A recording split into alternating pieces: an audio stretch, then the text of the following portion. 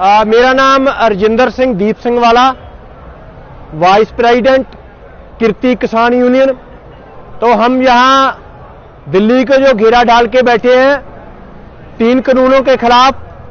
तो सबसे पहले मैं उस कानून की बात करूंगा जो किसानों को नहीं, इस देश की जो मिडिल क्लास है, इस देश का जो मुलाजिम है, जो मजदूर है, उन सब लोगों को तबाह कर देगा। वो है एसेंशियल कमोडिटी एक्ट की अमेंडमेंट 2020। उसमें सरकार ने क्या कर दिया है कि जो पेरिशेबल और नॉन पेरिशेबल गुड्स हैं, जल्दी खराब होने वाली और जल्दी ना खराब होने वाली, कि जो जल्दी खराब होने वाली चीजें हैं जिसमें प्याज है, आलू है, वो सभी अब कारपोरेट को दे दिया गया है।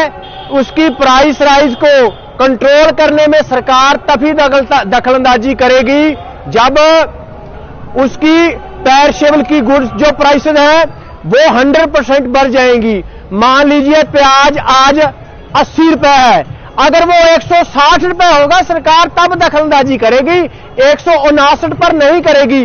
और 159 पर का मतलब है कि अगर अगले साल 159 का जो 100% है वो कितना बनेगा, वो 318 रुपए बनेगा।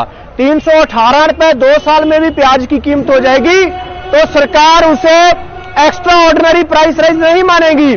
तो ये किसको खत्म करेगा?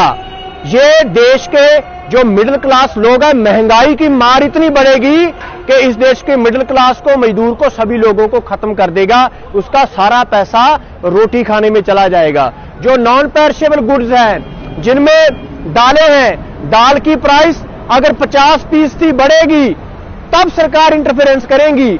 मान लीजिए कि 100 रुपए दाल की कीमत अगर 150 होगी, सरकार तब दखलंदाजी करेगी। अगर 149 रह गई तो नहीं दखलंदाजी करेगी।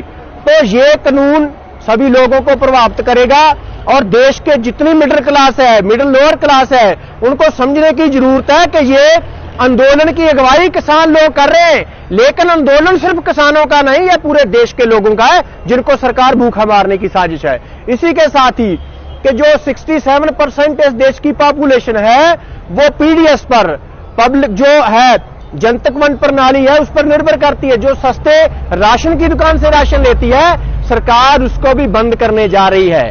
और दूसरा कानून जो कॉन्ट्रैक्ट फार्मिंग है, उसमें क्या है कि इस देश के 86% जो फार्मर है वो स्मॉल और मार्जिनल फार्मर है। उनकी जमीनें छीन कर बड़े 30,000 एकड़, 40,000 एकड़ के फार्म हाउस बनाने जा रही है, जो कॉर्पोरेट खेती मॉडल पूरे यूरोप में, पूरे बड़े देशों में है। एक फैक्ट आपके साथ साझा करना चाहूंगा कि अमेरिका में जो जेल में लोग बंद हैं, किसान उनसे कम हैं। अगर इसको लागू किया जाए पूरे देश में, मैं पंजाब की आपको उदाहरण देना चाहूंगा कि पंजाब की जेलों में 24,000 लोग हैं, लेकिन 10,96,000 लोगों के पास जमीन है। ये रेवेन्यू डिपार्टमेंट का रिकॉर्ड बोलता है 2019 का। इसका मतलब है कि कॉन्ट्रैक्ट फार्मिंग लागू होने से पंजाब के 11.25 लाख लोगों, परिवारों से जमीन छीन ली जाएगी। पूरे देश में जो बिहार और यूपी के लोग ये समझते कि हमारे तो एमएसपी है नहीं है, तो उनको ये समझना चाहिए कि एमएसपी का मामला नहीं है, उनकी जमीन कंपनियां ले लेंगी। इसलिए इस कंपनी राज जो स्थापित करने की कोशिश हो रही है, उसके खिलाफ देश के सभी किसानों को जो है वो उठना चाहिए। इसके साथ ही जो तीसरा इशू है कि जो प्राइवेट मंडी वो खोलने जा रहे हैं, जिसके साथ सरकार जो एमएसपी की प्रोक्योरमेंट करती है, 94% जो इस देश का अनाज है वो पहले ही प्राइवेट प्लेयर खरीदते हैं। सिर्फ 6% अनाज जो है वो गवर्नमेंट एजेंसीज खरीदती हैं, उसको भी खत्म करने की कोशिश है। ये सिर्फ पंजाब हरियाणा में।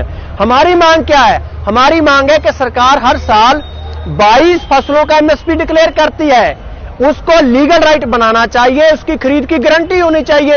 एक आपको उदाहरण देना चाहूंगा, मक्का का रेट 1850 रुपए एमएसपी, लेकिन पंजाब में वो 600 रुपए में मिल रहा है। कारण क्या है कि सरकार खरीदती नहीं है, और इसी तरह गेहूं और धान की इस खरीद से भी भागना चाहती है।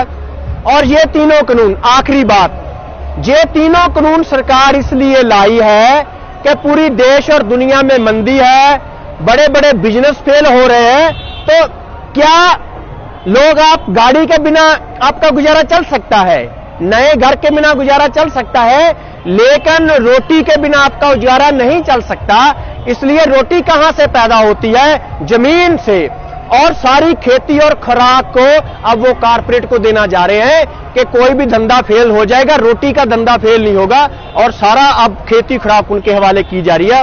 और सभी को विनती है कि सिर्फ किसानों का आंदोलन नहीं, ये 3 जो कानून है, तीरे कत्ल की साजिश है, किसान का कत्ल, मजदूर का और आम ग्राहक का। सभी देशवासियों को उठ खड़ा होना चाहिए और दिल्ली घेराव में शामिल होना चाहिए, तभी ये देश, ये लोग बच पाएंगे।